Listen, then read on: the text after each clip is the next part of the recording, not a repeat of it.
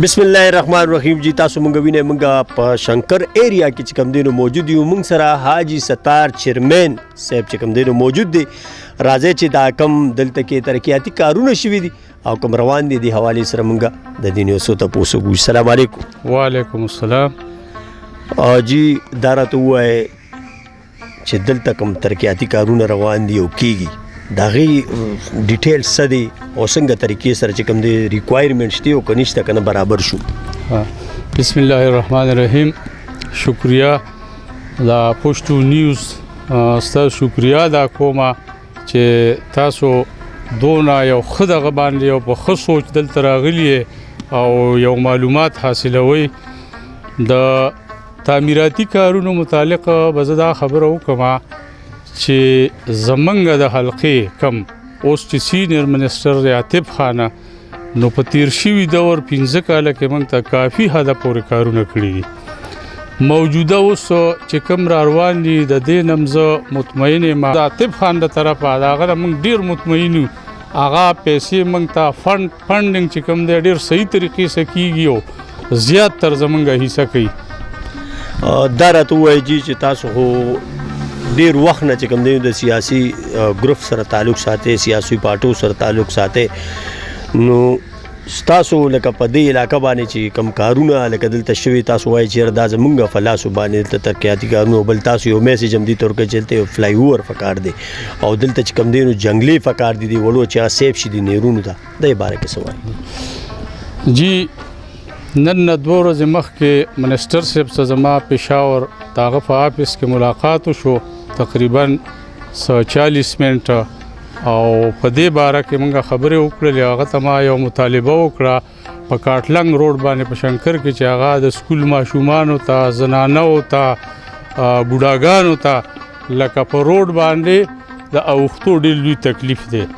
نو ما هغه ته ویل چې یو فلای اوور د پیدل خلکو لپاره لکه موږ ته ډېر ضروري پکار دی نو هغه په دې باندې فوري دغه وکړو ایکشن واغیسته او د هغې منظوري موږ ته راکړله. دې نه علاوه کم سولر سیسټم چې لږه کمبې لګېدلي دي نو ما یاره دې کې لږه مزید اضافه کول غواړي لکه کافي شوي دي خو چې دا موږ لږ نورم امپروو کړو نو موږ خلکو ته به لکه دا دی هغه ډېر دغه راشي فایده راشي نو په هغې باندې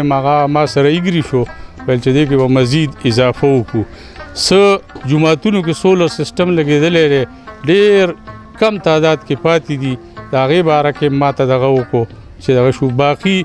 تعمیراتي د لارو کوڅو خبره ورته ما وکړله هغې کې ما هغه فوري ټلیفون وکړو د اکسین او پبلک هیلث او دغه سره رابطه وکړله ویل چېرې فوري څونه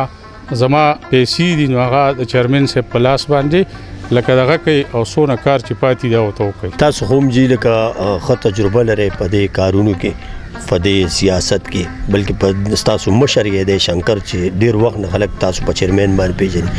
راتلونکي نن خو دا اعتناع ورخو تېر شو بلدیاتي اوس راتلونکي بلدیاتي انتخابات دي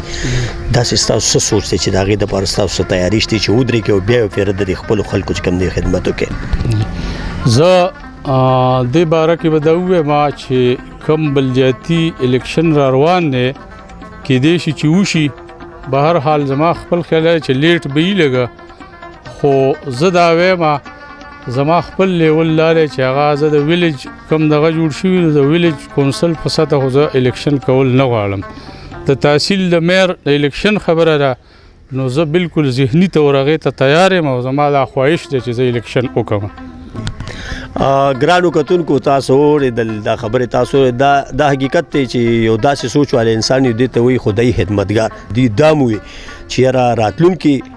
بلدیاتي انتخابات چې کوم دي نو دوی وایي چې بالکل زه ذهني طور د میر دپاره چې کوم ته تیار یم او کله ماته مشرانو دغه راکړه نو بالکل حکم وکړو نو زه به چې کوم دی د میر الیکشن لړاوم. ما یوسف جان له اجازت راکړې د خپل کیمرامین شهاب سره پښتو نیوز شنکر مردان.